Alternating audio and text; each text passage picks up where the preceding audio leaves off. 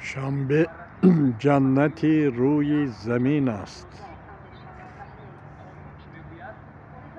تاجیکستان ای دینار نازنین، تو نگین هستی جهان انگشترین. این جهان را گر بلندی بود، شاد بمان هستی بلندی زمین. تو سراسر کان شعر و سرود، که سرایت خوبتر از پخته چین. آسمانت خانه تیر و کمان، نه کمین داری تو در بر نه کمان.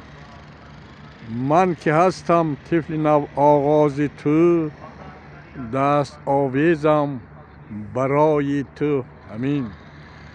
زنده باد تاجیکستان، به پیش!